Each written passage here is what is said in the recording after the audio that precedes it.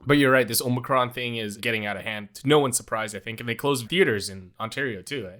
Yeah, they did. So, I mean, not that January is like necessarily the best time for movies because it tends to be, historically, as we've said on the show a number of times, it's a time when movie theaters will dump the stuff that they're least interested in promoting. But it is often also a time to catch up on all the December stuff, like the awards contenders that you couldn't see because they were in like limited release or whatever. So yeah, there's stuff like Guillermo del Toro's new movie and Paul Thomas Anderson's new movie that I wanted to see sometime in the next couple of weeks, but I guess hopefully they're running again when they do open theaters. I don't know. Otherwise I'll have to see them on VOD.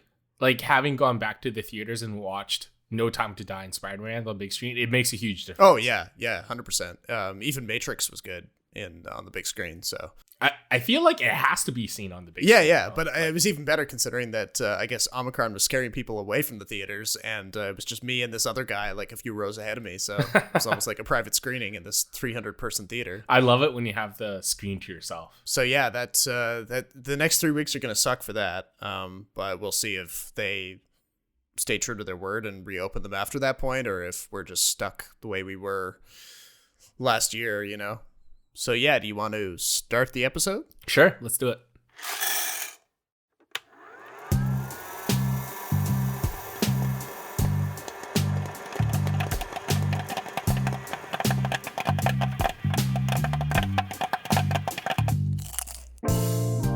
Welcome to the Extra Buttery Podcast. It's a show about movies, TV, anything with a story and actors on a screen, really. Join Jason Chen and Robert Snow's free-flowing conversation with deep dives into characters and plot with the occasional salty opinion. So get your popcorn, I got mine right here. Let's start the show!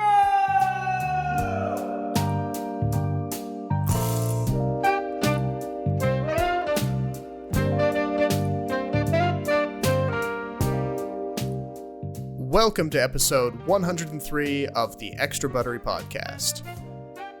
This time on the show, we've got a little bit of catch-up to do. We initially planned to have an episode out the last part of December, but hey, COVID's back, better than ever, so everything kind of got thrown out of whack.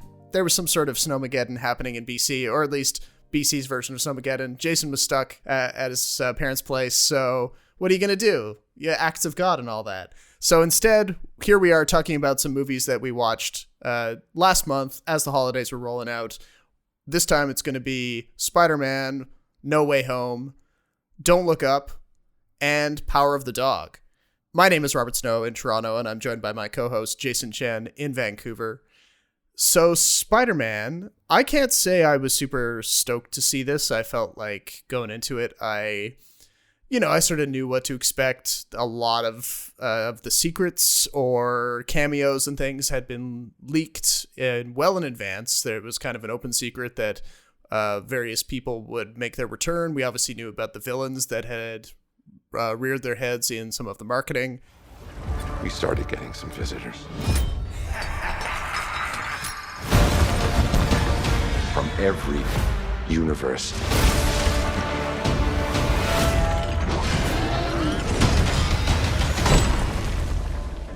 Hello, Peter.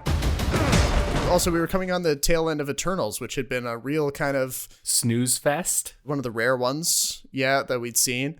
But you're generally like a bigger Spider-Man fan than me, and I'm pretty sure you entered a rare higher rank in Letterboxd on this movie than I did. So tell me about it. I figured this would happen too. Yeah, tell me about that, because I feel like you have to explain yourself a bit. Do I? Like, we can both agree it's a good film. I mean, good in the sense of, like, it's good as a edition of the never-ending Marvel thing. In terms of, like, does it do anything super fresh or super noteworthy? I don't know. It to me, it just feels... What? I think it's the most noteworthy Spider-Man film there is. I mean, not in comparison to the first two Sam Raimi ones, I don't think. I think those are different because they're the first, but this one's culturally significant because it ties all these Spider-Man together. And it's a very interesting retelling of the origin story. True, there is that. Yeah. I think that the ending blew me away. Like, when we're first introduced to Spider-Man, he's already, like, not really a down on his luck kind of teenager, right? Like, he's got his suit, but he's already met Iron Man, and he's already got all the special suits. He's already defeated aliens. Like, his profile couldn't have gotten any bigger. Right. But now we've gone back to the original Spider-Man roots, where he's this really down on his luck kid, basically on his own, and he has to do everything on his own. He doesn't have the support network of his aunt, of the Avengers, of anything else he had before it. And that was always the story of Peter Parker, about this really broke college student who takes care of his own neighborhood and had to do everything himself. So wait, are you talking about the Spider-Man as we have him at the beginning of this movie or at the end? At the end. The ending. Oh, at the end. Okay. Oh, I was confused because, like, you know, obviously, I guess he could still call on the Avengers if he wanted to. He sort of does throughout this movie, but he can't do that anymore because nobody remembers he's Spider-Man anymore. Not at the end. Yeah. So you're right about that. Yeah. Okay. So cool. We're just working that out. Yeah. So just the fact that they brought it back to square one, I thought was really impressive. I did not think they would do that. I just thought it would end kind of like the way Spider-Verse did, where like multiple universes like open up, and it just opens up the story for more characters and other superheroes to come in. But they made things smaller, which I think is a pretty good feat. I think one of the worst things about Eternals is that they tried to make it really big. The cosmic stuff finally kind of bit them in the ass to an extent. I'd always liked the cosmic nature of like Guardians of the Galaxy and the Thor movies, but this got a little bit too heady, a little bit, you know, and you can, for those listening, you can go back to our episode on the Eternals if you want more detail on why we sort of chafed at that. I thought all the characters got their screen time, like they weren't cameos. Yeah. Which I didn't think they would happen. I thought maybe that Dr. Octopus would have a bigger role, but not really. Like, I think they all had enough screen time, except maybe the Lizard, who was kind of like, he's not a very interesting character in general. Anyway. He was never, he wasn't a very charismatic villain in the first time he appeared anyway. And we're kind of already deep into spoilers, but that one character death also kind of blew me. I thought that was a very emotional moment. Yeah. I thought all three Spider-Man were really great. Like, they all brought their own flavors, and it's just nice to see everyone on screen. Like, I never thought it would happen. So I think it's culturally significant for those reasons. Okay. All right. Fair enough. Well, and so we've already kind of gotten ahead of ourselves a bit, but for for those of you out there who have not seen it, and it's probably not many of you because it's already made $1 billion at the box office. But the plot synopsis that we're dealing with here is, it's of course picking up from the previous Spider-Man movies and the, what was it? Let's see. We last saw this version of Peter Parker in Far From Home, which was post-Endgame. His identity has been revealed to the public by this Alex Jones-esque version of J. Jonah Jameson. It's this universe's version of J. Jonah Jameson, again played by J.K. Simmons in a fun little bit of casting. So Peter Parker is stressed out about his identity being leaked. He goes and visits Doctor Strange because he feels like the fact that his identity has been out there and the fact that he is being helped by Mary Jane and by Ned, his two best friends, it's negatively affecting their lives, their future careers, their admittance into the school that they want to get into. So he wants Doctor Strange to weave a spell that will make everyone forget that he is Spider-Man and reset everything. But of course, this goes awry when he tries to pick and choose who does and doesn't know. And this opens up rifts in the space-time continuum, or whatever the case may be, the multiverse, sending familiar faces from other Spider-Man franchises colliding with the MCU that we know and love, and many hijinks ensue. And of course, we do finally get the answer to the question that the internet was spending way too much time talking about prior to the release of this movie. Will Tobey Maguire and Andrew Garfield show up as their incarnations of Spider-Man? Yes, they do. Of course they do, because that's exactly what this movie can do to really amp up the fan excitement.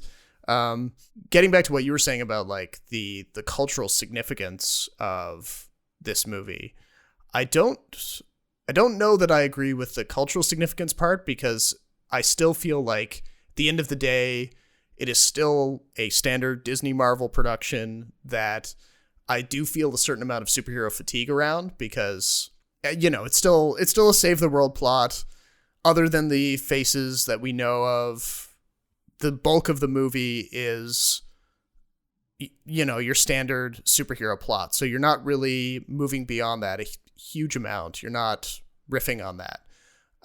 And they are kind of tugging at the heartstrings by pulling in all this stuff. It is helpful, though, in the mythology to know exactly where we stand with the multiverse stuff. I think that's helpful to me as a person who has watched multiple versions of Spider-Man over the years. It's cool to know, okay, they're sort of saying that the Sam Raimi Spider-Mans and the Mark Webb Spider-Mans exist in this multiverse, which we'd already kind of heard about via the Into the Spider-Verse film, the animated one.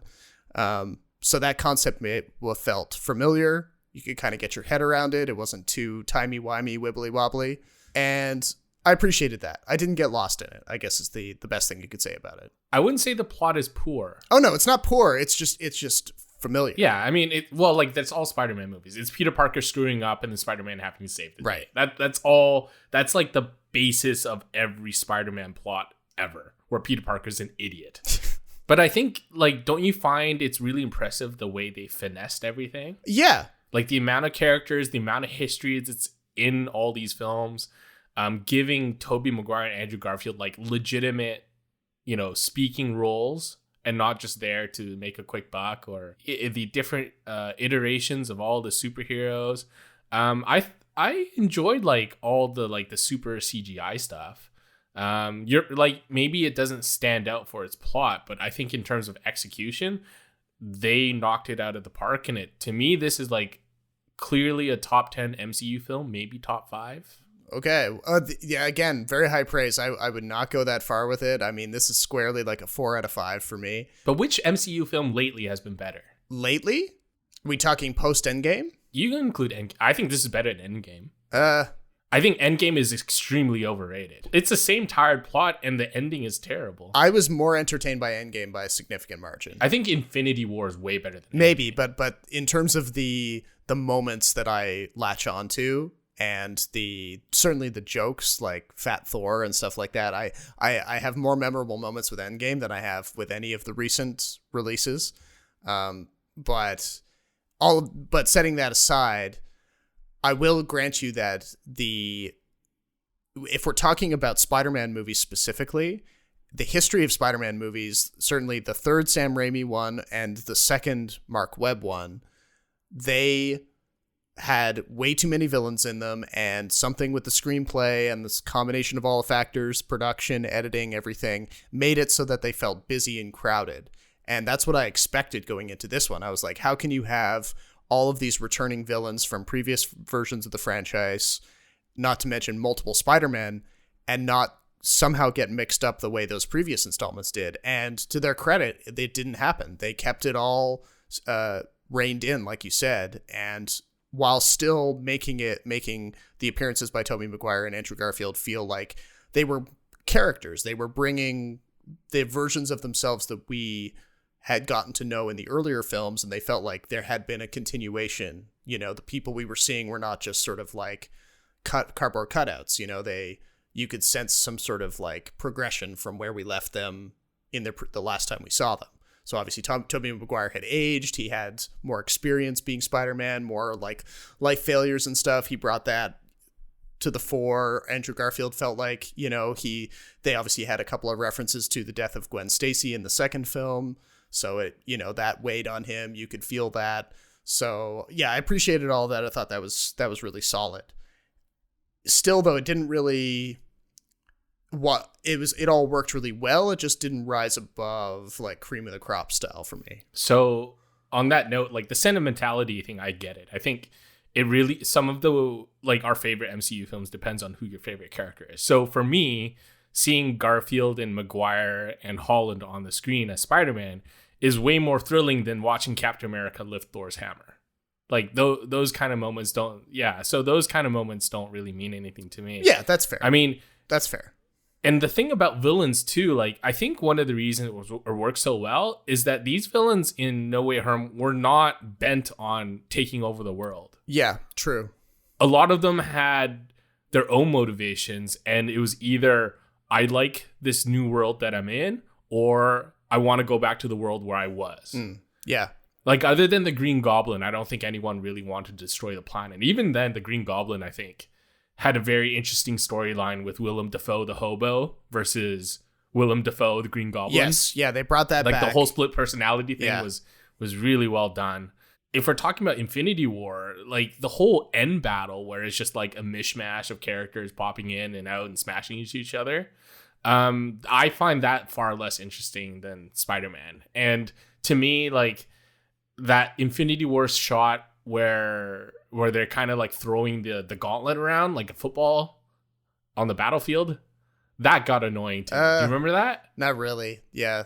And my final point is, so I think in like kind of preparation for this movie, I ended up rewatching the old Spider-Man films, not the Amazing Spider-Man, but the Tobey Maguire ones.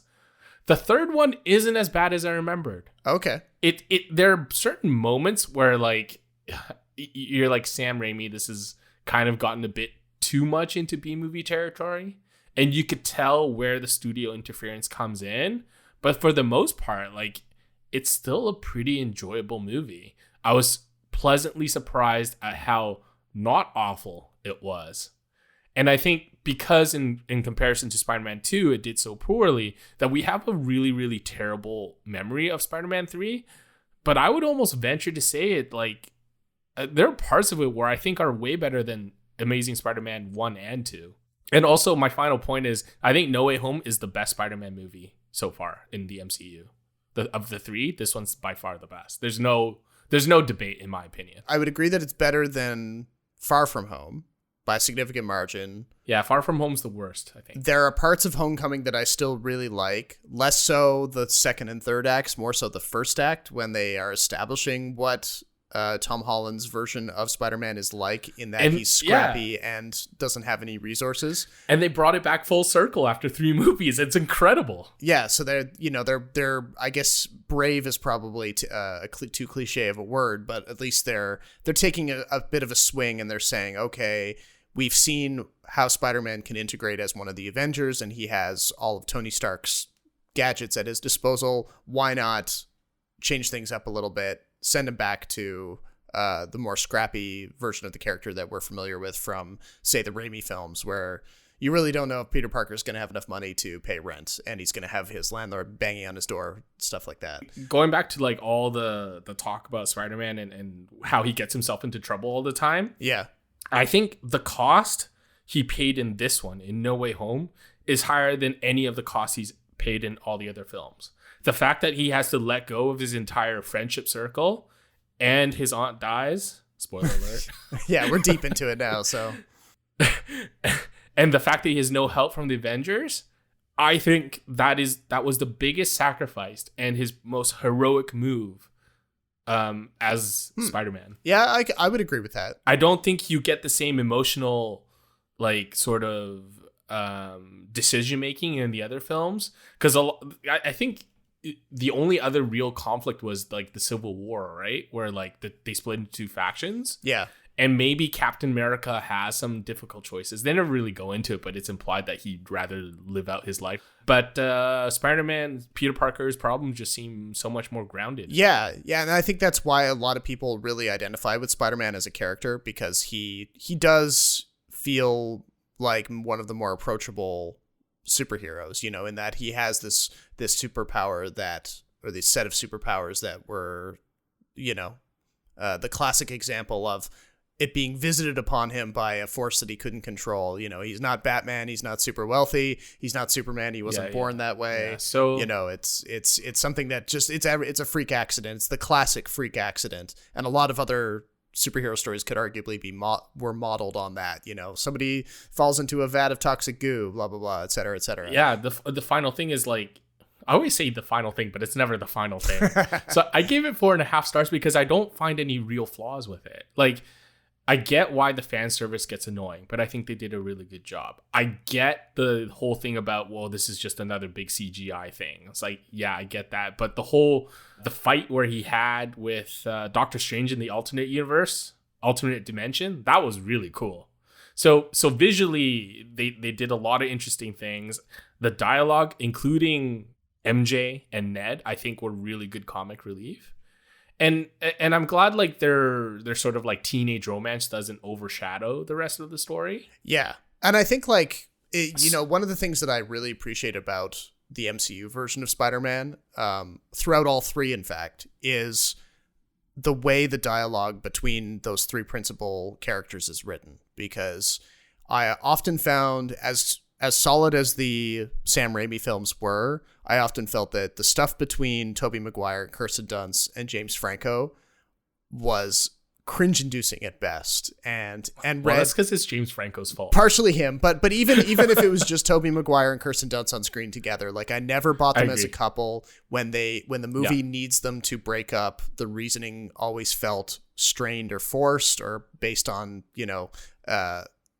emotions or situations that don't read like human emotions.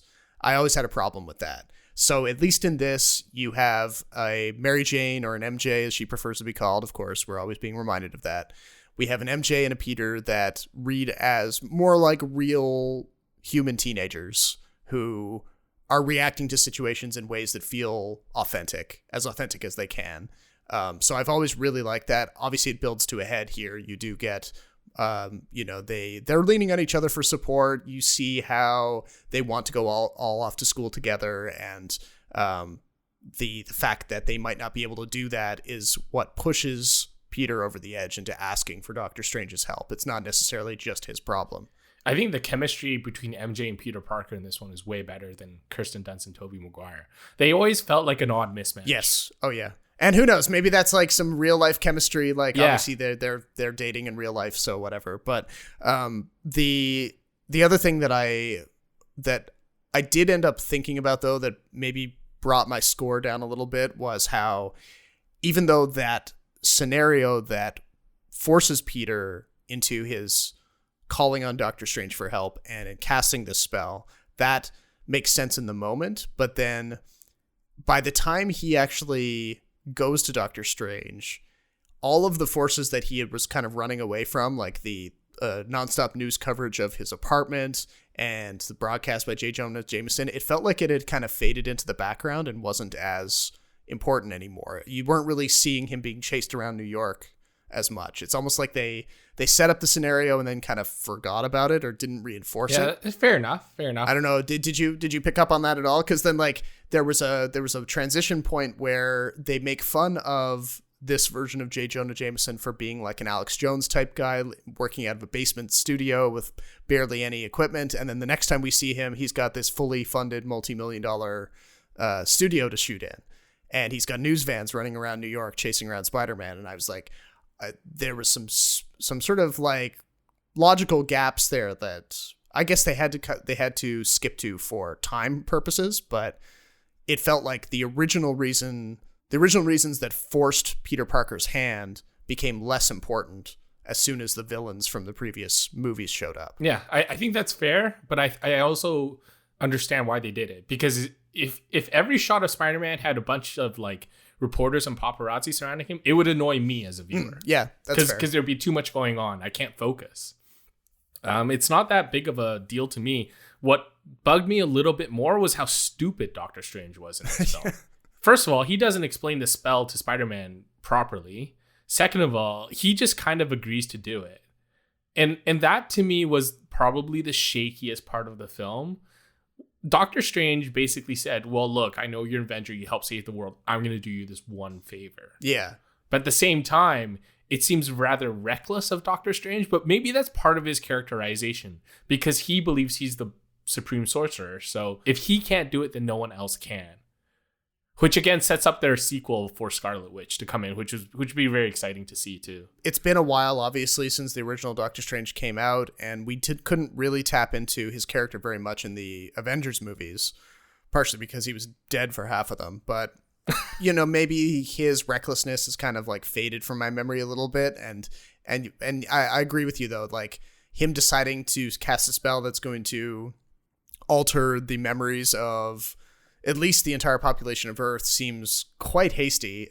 Like, can you not think of the consequences? The other thing that I didn't particularly like was the presence of the box where he keeps the spell, that little cube thing. Oh, the MacGuffin. Yeah. Yeah, the MacGuffin. I didn't think that was necessary. What did you think? No, I mean, I guess it serves a function earlier on, but then as soon as it's given to MJ to take care of, it becomes less important, and it doesn't really...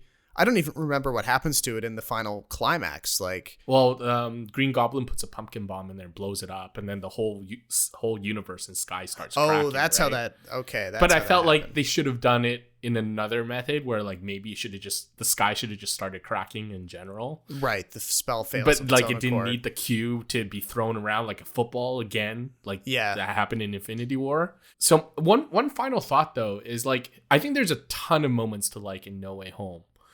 But for considering like the colors that Spider-Man uses, considering the colors that his villains come in, I didn't feel it was particularly well shot. Like, there's no shot that stayed with me. In some of the other Marvel films, you could like pinpoint to a certain shot or a certain sound that kind of blew you away. I didn't get this. Like, it was very vanilla, A to B. This is what happens, and it did a very good job of showing you that it happened, but there's no like image that's seared into my brain. No, that's true. Even the final shot of like the regular Spider-Man swinging across the neighborhood, you never really get a full like close look at him either. I liked what they did with the individual costumes, but the shots, the cinematography felt very samey and very like, hard to pick apart from any of the other Marvel movies that have come before or will come later. Maybe that's just all in service of Marvel's house style, as it were. They want everything to feel cohesive. Yeah. But so it was cool to see like the references to the comics version of Green Goblin's outfit with the ragged kind of hoodie hanging off of his armor. Like that was pretty fun. There's a lot of fan service. Yeah, so like those little things, those stick in my memory more so than any like sequence or framing or anything like that. Yeah.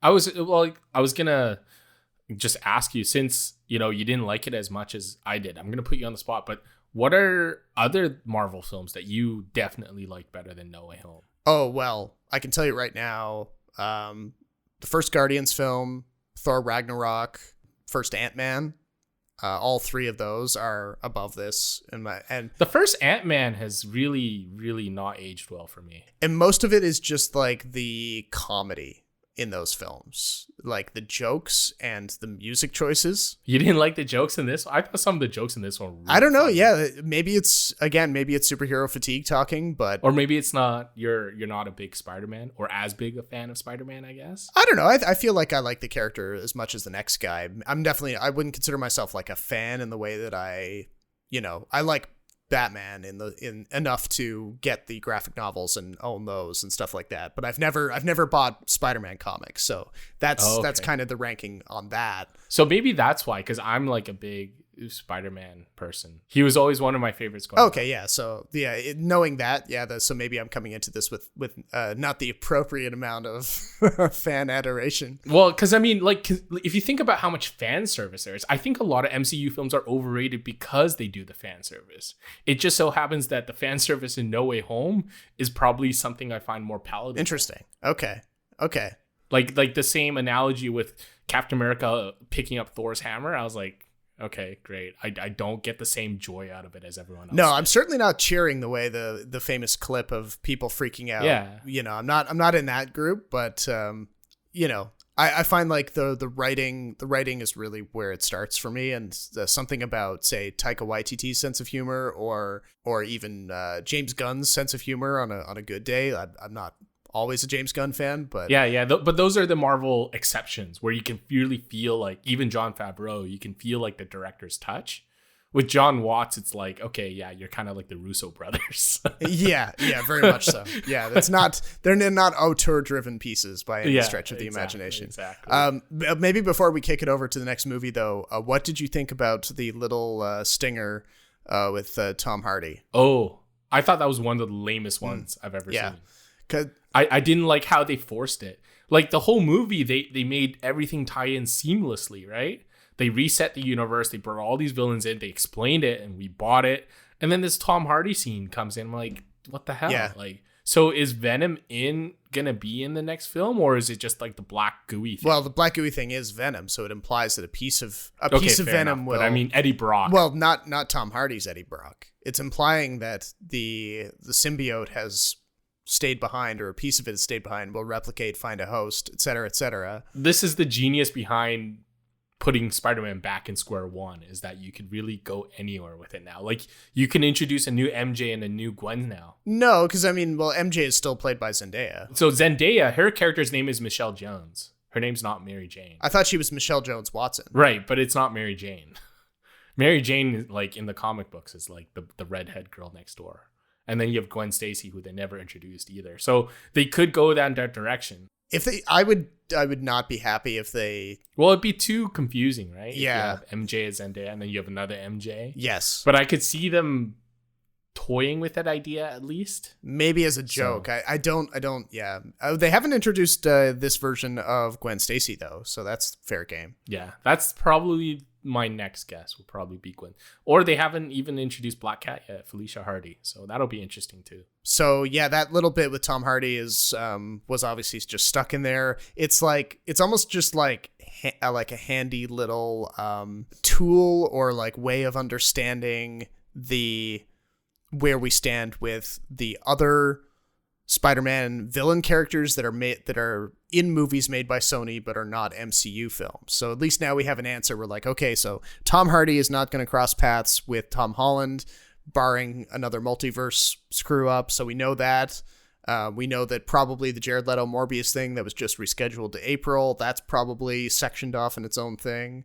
So no crossovers there. Yeah. Oh, by the way, the trailer for Morbius looks good. I don't know about the film. Yeah, it did look mildly intriguing. I still have high doubts about it, but we'll see. I think you're just a cynic. I'm a cynic about superhero movies. There's just been too many. Except for the Batman. There's going to be more and more and well, more. Well, obviously, but this is where I get choosy. I'm going to pick and choose something like the Batman over another Disney Plus show. Unless Taika Waititi directed it, then you'd be all yes. So, like, it really depends, right? So yeah, that's where we're gonna end up. It's a buyer's market in that sense.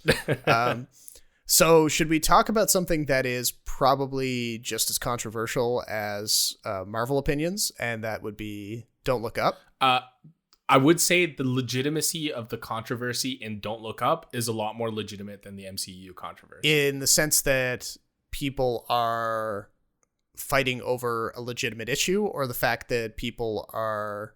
well, that's part of it, I guess, yeah. I didn't think about it that way. I just meant the controversies in the MCU are just fanboys, fangirls just fighting over each other. Right. Don't Look Up, I think, does open up an interesting conversation about what is good satire, what are we fighting about, and why did this film get made? Yes. Okay, good. So we're on the same page on that. So Don't Look Up, before we go too far into it, is the new film from Adam McKay, who previously made Vice, the biopic about Dick Cheney, and The Big Short, a fairly critically acclaimed movie from, 2014? Something like that. Yeah, anyway, that was the one that really kind of signaled that Adam McKay was making a shift in his career away from kind of studio comedies that he'd made in the past, like Step Brothers, Talladega Nights, to issues-driven satire with a message and like politically motivated films. So this new film, Netflix has been very excitedly teasing it for pretty much, like, I think they were teasing it way back in January, February of 2021 when they first acquired the rights. And I remember they shared an image of Leonardo DiCaprio and Jennifer Lawrence on a plane. And they didn't say anything else about the film. They just said it's something to do with like a disaster or climate, and that DiCaprio and Lawrence were playing scientists. And then we didn't know a whole lot about it at all up until like November, when it was revealed that the movie is all about an impending asteroid impact or comet impact on planet Earth that's going to wipe out the entirety of Earth's population. And Leonardo DiCaprio and Jennifer Lawrence play the two scientists who have discovered this comet and are vainly trying to alert the world of this danger, potentially to rally humanity into trying to divert or blow up this comet or somehow save the Earth from destruction. And in this rather broad, I would say, commentary by Adam McKay, nobody takes them seriously. Our guests today have made a pretty big discovery in space. How big is this thing, though? Can it destroy my ex-wife's house? Is that possible? There's a 100% chance that we're all going to die. Hey. Well, the handsome astronomer can come back anytime, but the yelling lady, not so much. It's supposed to be this very on-the-nose kind of thing, like, look, this is all about climate change, or alternatively, you could say it works about COVID, too. And they basically accuses anyone watching it of not taking disasters seriously enough, and that society sucks, and we're all going to die, and we might deserve it. That's kind of the takeaway. And I would have thought that the movie would have started and stopped there. It would have been fine. But then it acquired this weird after image on social media that I did not expect at all. And I kind of hated. I would say like two things kind of before we get into it. So Adam McKay has done a lot of studio comedies, and I think he took a big risk with The Big Short and it paid off. I think he's never really strayed from like the big budget comedy formula. What I think did happen though is he kind of fell into the Will Ferrell trap where they drink too much of their own Kool-Aid. They get too smart for their own good. And then they start making films that I don't think I don't want to say half-baked, but they're a lot less intelligent than they could be. Yes. I think this is really apparent in Don't Look Up. I think a lot of the negative criticism against Don't Look Up is the fact that they're hitting you over the head with something you already know, or at least the public already knows. Whereas in The Big Short, it's a little technical, and, having all these celebrity cameos explain things, having all these, Steve Carell type caricature characters explain things. I think it's a very good vehicle for something like that, because when that movie was released, at least most of the world had recovered. Yes. So it was kind of funny in that sense to look back and be like, well, look at these assholes and dickwads running our country, and look what happened to us. Whereas in Don't Look Up, I mean, it is still very much like crisis mode for some of the environmental stuff. And I just don't think they did a very good job of lampooning it. Yeah. I think they almost laughed it off as, hey, this is just how the world works and we're all going to die. Yes. And that's fine. But it also felt too unfunny and too morbid. Yeah, it was very bleak in a way that it didn't really need to be. And should we take points off because it's bleak? Well, here's the thing. Requiem for a Dream is bleak. True. Yeah. It's bleak, but it also does not feel true to life. Okay, that's a good point. Yeah. It's a weird mix because, I think anybody who is concerned about climate change specifically knows that it's a really serious problem. And no one's denying that, more could be done, and that there's a lot of bad actors out there who misrepresent things or prolong the problem or, all these things. But this film isn't really fair to the people who know that it's a problem and are actively trying to fix things. We're expected to believe that DiCaprio and Lawrence are like two of the only characters in this film who are taking this threat of the comet seriously, and everybody else are idiots or airheads who couldn't care less that the world's about to be destroyed. So it just doesn't feel authentic to what would really happen. I think you would need you almost need the film to have a better balance between people who are taking the threat seriously and people who are not. And so part of the movie is really criticizing the people in power. Yeah. The people with money who can make a difference but choose not to. we're looking at this film and thinking Leonardo DiCaprio makes 25 million, Jennifer Lawrence makes 20 million. Hollywood is one of the biggest disruptors in like environmental causes because of all the filming and all the stuff that they do. And we're supposed to laugh with them or at them. It's kind of a weird sort of dynamic where rich people are portraying poor people, criticizing rich people. So that's another layer to it, yeah. Like Parasite at least did it both ways, where like the rich people and the poor people, none of the people were good, like quote unquote. Yeah. They all had their faults and everything. And it's really telling that in a comedy, the only joke I remember is that general dude charging Jennifer Lawrence money for water and biscuits from the cafeteria. Yes. Like, yes. How is that your biggest joke in an environmental disaster film? Yeah. That doesn't make any sense to me. There are lots of things that are intended as jokes, but they never made me laugh, no matter how ridiculous they were. Agreed. It's almost like bizarre where you're like, I don't know if I should be laughing at the joke, the performance, or how bad this movie is. Yeah, and the other thing about it is that it wears out its welcome. It goes on for 2 hours, 20 minutes or so. Oh, it's way too long. And a movie like this should be 2 hours or less. You know, it starts to feel more and more like Adam McKay is just pressing his advantage, saying, look how smart I am. I know. Look how stupid the world is. We're all going to die. And then maybe that's where the sense of bleakness comes from. It's the bleakness does nothing to do with the story. It has to do with his attitude towards the way things are and I just don't agree with him. Yeah. And then he made things worse by diving into the commentary on social media, stoking up this like these two factions, people who believe that, you know, critics were part of the problem by disliking the filmmaking, and then he alleged in not so many words that if you didn't like the film, that somehow you were contributing to climate change. Yeah, that argument I did not like at all, and I think it's very presumptuous. That goes to back to my original point, where like I think he just got full of himself and thinks he's a lot smarter than he actually is. Same with Will Ferrell. Yeah. You're not as funny and smart as you think you are. Yeah. But let me put this question to you, because I had been thinking about this the entire time.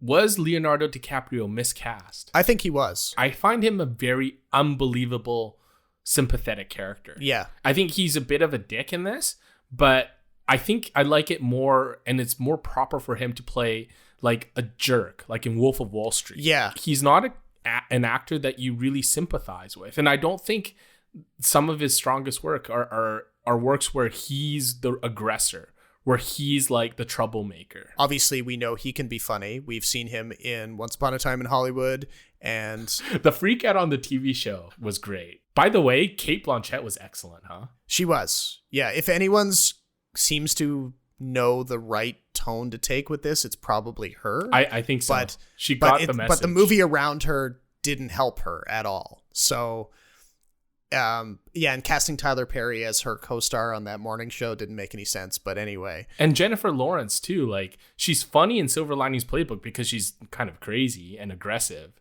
Yeah. But, like, when you have to sympathize with both Jennifer Lawrence and Leonardo DiCaprio, and maybe it's because their public personas are, like, seared into our brains, it was very hard for me to root for them. It's a big mess of a movie that doesn't really connect, and yet it's being used as this kind of like cudgel online to kind of separate people, you know, along ideological lines. You need to stay off the internet, Rob. Yeah, so I do. I really do. But I wouldn't have expected that tone of rhetoric around this movie. You know, I think that's what caught me off guard and puzzled me. I don't understand how it got praise. I think it should be a lot more widely panned than it is. Pro critics obviously took their jabs at it, but the people who seem to be on the movie's side are people who share Adam McKay's viewpoint that the world is going to hell in a handbasket and there's nothing we can do really because everyone out there is idiots. And I'm like, I don't agree with that view. Yeah, that's a stupid view to take. There are obviously lots of people who share that view, but I'm like, maybe they're part of the problem for seeing the rest of humanity in such a dim light. I don't know. Or just the fact that they're just listening to it and not actively, you know, creating progressive conversations about it. It's more of like this armchair activism stuff. It's like Adam McKay read some paper about how politicians are awful and decided to make a movie about it. Christ, where have we seen that before? And the budget didn't need to be like hundreds of millions or whatever it was. The movie isn't helped either by having Meryl Streep play obviously a very... Yeah, that was terrible. A very direct like Trump analog. But I mean, nothing that they write for any of those scenes in the White House could possibly be any weirder or stupider than what happened in real life. And that's a problem that... I mean, that's debatable. But I feel like Meryl Streep and Jonah Hill were completely miscast. And I remember reading in some article that Meryl Streep wanted the president to be portrayed as neither Republican nor Democrat. But holy hell, like that was the most biased interpretation I've ever seen. And you kind of touched on this too. But what the hell was that ending on that alien planet? Yeah. And also, as much as I like Mark Rylance, he really got on my nerves in this film. Yes, he got on my nerves too. I mean, I knew... I didn't like his performance. I knew how they were writing the character, but it didn't make any sense. Again, he was miscast, right? Very much miscast. It was like maybe a funny joke to have an actor of his pedigree play a character like that, but you need like somebody who literally looks like Jack Dorsey or Mark Zuckerberg or somebody who's like believably a basement-dwelling dweeb type character who wields this immense power. Instead of a tech CEO, he is a more deranged version of Julian Assange. Yes. Which makes no sense to me. And the fact that I get he's lampooning all these tech companies and probably Zuckerberg to the most extent. Like this out of touch tech bro who crunches everything to data. As much as you're making fun of him, you also end up pointing out that everything he said turned out to be true. Yes. Almost everything. Like the fact that Meryl Streep would get eaten by that whatever thing was ended up being true, right? Like the only thing that he got wrong was he told DiCaprio's character that he would die alone, which he didn't. But yeah, maybe he did in a way because, you know, metaphorically he was alone. But again, like it totally disrupts your own message. It trumps your own message. And I'm super confused. Yeah, no, it was simultaneously too broad and didn't go far enough with its criticism. While, you know, I don't even know how that's possible. You know, how something can be hitting you over the head, but not going far enough. You know what I mean? It is such a weird film in that sense. Like, I know it's bad, but I almost can't pinpoint exactly what's so bad about it. I can give you like 100 reasons, but none of them are like, you know, damning on its own. Well, I'll close this out by saying, and my brother and I watched this together over the holiday, and the whole time we were struck by the same feeling over and over and over again, which was that the movie Greenland with Gerard Butler that came out like a year ago, that did so much of a better job. It's the same premise. It's the humanity's getting wiped out by a comet. Greenland is simultaneously more optimistic than this movie. It has like a more kind of like unifying message about how humanity can come together to survive an apocalypse, while also being way more bleak and way more accurate to the way shit would really hit the fan in a situation like this. So it did everything that Adam McKay was trying to do and kind of disguised it as like a B movie at the same time. So Greenland was a fun movie. Yeah. And I still like that. That to me is my current gold standard for like comets hitting the earth and wiping everything out type movies. I still have a soft spot for Armageddon, but okay, fine. So should we have a few more minutes left. So let's talk about something that's probably going to be cleaning up a number of nominations in the acting category in a couple months' time at the Oscars. Yeah, which is interesting. Yeah, this is The Power of the Dog from Jane Campion. Open up the gate, let him out. You sure he's not ready? Go on, let him out. It's just a man, Peter. Only another man.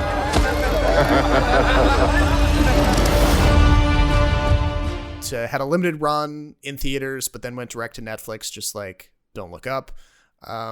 But for my money, this is a considerably better film, very different subject matter, but very much one of these sort of art house westerns that is kind of showing off like the very best of what Westerns can do in this day and age when, not very many of them get made, but when they do, if there's some good people behind the camera and in front of the camera, you can get some really good results.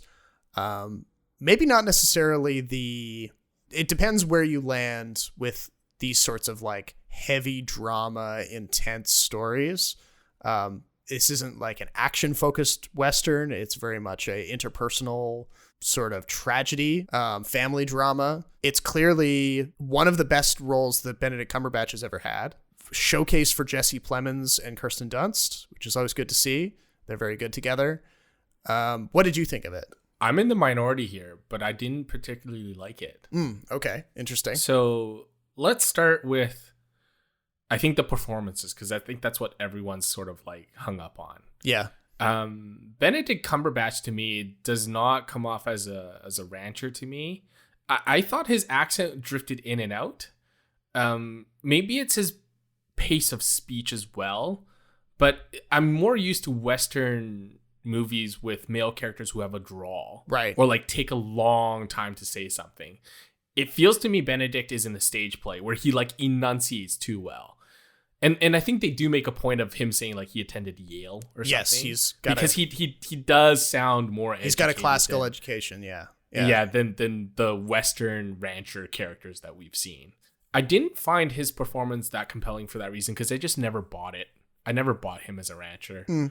I think Jesse Plemons is great. I think he's always been really great. I remember seeing him on Friday Night Lights and thinking, it's not a very attractive guy, but this guy's got chops. And Kirsten Dunst, I think she's gotten better with age. If you ever seen it on Becoming a God in Central Florida, that's a great show. Yeah, I know. That's a favorite of yours. Yeah. Yeah, and she's incredible in it. And she plays like somewhat of a similar character here, where she's kind of like the meek housewife and she needs to be saved a little bit. And Cody Smith-McPhee, I don't know, like, this is sort of like a murder psychological thriller story going on, right? Where the motivations aren't clear until the very last scene. Yes. I thought in a movie like this, I thought the Phantom Thread was way better. I agree with that. Yeah. I never got the simmering tension between all the characters in this film. I never felt thrilled or scared at any point for any of the characters. I felt the tension, I would say. I think for me, Benedict Cumberbatch, he's better here than he has been in a lot of his other recent roles where he plays Americans, because I feel like to your point about the accent, like it feels like he had a lot more time on this to work on the accent and decide on a specific region and backstory for it, whereas the accent he does for Doctor Strange or other American characters feels almost sort of rushed and sort of flat and not specific enough. But I always felt, no matter where he was in the story, you could tell the effect that he had over the other characters, where everyone was terrified of him. And less so Jesse Plemons. Like, Jesse Plemons' character kind of knew how to handle him, and just sort of let him burn out as almost like a Tasmanian devil kind of style. Just let him kind of spin off in his own way. And Jesse Plemons was always very confident and kind of controlled. But you could tell the impact that Benedict Cumberbatch's character Phil had on everyone else. And so I could feel the tension building, but I wasn't exactly sure what the outlet would be. Would it be he gets shot and killed by somebody in a fit of rage? Or I think this movie takes the more interesting route, which is, it's this poisoning with anthrax. But I think to your point about Phantom Thread, that's a more rewatchable movie, because once you can see that movie multiple times and you can pick up on how they kind of lay the seeds for what the big revelation at the end. With this, I think once you see it, I don't have the same kind of desire to go back and watch it through again. But isn't that marks off against this film? Like a good thriller to me has rewatchability. Something like Gone Girl has rewatchability. Yeah. So for me, like, this is not like a 5 out of 5. This is a 4.5 out of 5. So I'm like, it's getting a lot of points for me on the filmmaking aspect of it, the cinematography and the care with which it's put together and the staging and all of that. I think in order for it to be like a full 5 out of 5, like, you know, or like a timeless kind of classic in the making type of movie, it would need that rewatchability. And for me, it doesn't really have that. See, I came in way lower. I'm thinking like 3.5 out of 5 on this one. I just feel like I've seen way too many better psychological thrillers. The point you made about like potentially maybe, you know, Cumberbatch's character being killed off violently, that would have been really out of place because, again, like maybe it was too flat, but I never felt the tension. I think people respected Cumberbatch's character because it was written that way and not necessarily because like of his performance. And he's only domineering because we only see him dominate Kirsten Dunst, who is like really feeble and weak. No, but we see how much respect his men have for him, though. Respect, but not fear. I don't know. I think it's fear. I don't think his men fear him at all. Like they have fun together. They do things together, and I don't think at any point Cumberbatch like does anything scary to them. He shouts at them, maybe not outwardly. I think it's a little bit more hidden than that. It's kind of like I think if they were going to do that character study route, I think Cumberbatch on his own coming to terms with his past is a lot more interesting. The fact that it's implied that he was like either abused or was a closet gay or something like that. There's a strong like hint that that's what happened between him and his former mentor. Yeah. No, that's key to it, I think. But it's how he takes those confused feelings out on the Cody Smith-McPhee character. But what does he do to them actually? Like nothing incredibly like sadistic or terrible. It destroys one of his flower arrangements, you know, makes him ride a horse when he's not ready. Like, I don't know. I don't see the threat. I see a tough rancher trying to toughen up a kid. That's what I see. Okay, interesting. Okay, so you're sort of on his side in this. Well, like, I kind of get where Cumberbatch is coming from when it comes to Cody Smith-McPhee's character. He does seem very feeble. I mean, it's just... He's also like a weird sort of character study on his own because from the very beginning, he's set up to be groomed into a serial killer. Yeah. Well, I think it's all about how, you know, Cody Smith-McPhee, he's not interested in the rancher life at all. He would prefer to be buried in his books, studying to be a doctor or a surgeon. Or a serial killer. Or a serial killer. You know, it's clearly murdering small animals is definitely one of the tick boxes there. But it's how he's treated by these ranchers that clearly plants the seeds. You know, they make fun of him mercilessly when he's serving them food early in the film, and he remembers that. And then, I think only Cumberbatch does, though. I don't know, but Cumberbatch is kind of encouraging the other guys to laugh. Like they're laughing with him at Cody Smith-McPhee's like what they perceive to be effeminate qualities, which I didn't think was that bad. But maybe I have a thicker skin. But there's also another scene where he's teaching Cody Smith-McPhee to ride the horse, and he slaps the horse so it runs off, and one of the farmhands runs after Cody Smith-McPhee, and Cumberbatch is like, well, what are you doing? It's like, well, I'm gonna go save the kid. It's like, no, don't do it. Yeah. And it came off as not like him drawing a line in the sand. It's like, hey, dude, I'm trying to teach this kid something. Don't interfere. That's how I took it. So, but I think there's something important that happens in between there, because there is a transition with the two characters where they go from like Cumberbatch's character hates Cody Smith-McPhee, distrusts him, thinks he's effeminate, thinks he's a waste of space, and then Cody Smith-McPhee's character stumbles across Cumberbatch's little secret haven area where he's got the token, the handkerchief from his mentor, and he sees him completely naked there, like when he thinks he's alone. It's only after that Cumberbatch decides to sort of take him under his wing. So it's the way I read it was that was the turning point where Cumberbatch starts seeing, maybe he sees a kindred spirit, a different, like a younger kindred spirit in Cody Smith-McPhee's character, decides, oh, well, maybe the two of us, maybe we're both like closeted gay. They don't have words for that. So he decides, well, what's one thing that I can teach this kid? Oh, I can teach him to be a rancher. Well, anyway, it's I'm glad we got a chance to fit it in here, because I have a feeling like it's going to be, like I said at the beginning of the segment, it's going to be well represented at the Oscars because it's one of those kind of movies. I hope not. I don't think it deserves it, but like I said, the field is small this year, so we'll have our like top 10 films of the year soon, right? Yeah, so look forward to the next episode when we get into The Matrix Resurrections and cover our top 10 of 2021. But until then, my name is Robert Snow in Toronto. And my name is Jason Chen in Vancouver. Thank you for listening, and we'll talk to you next time. The Extra Buttery Podcast is written, recorded, and produced by Jason Chen and Robert Snow. Thank you for listening, and don't forget to rate and subscribe on the podcast platform of your choice. And remember, popcorn is always better with extra butter.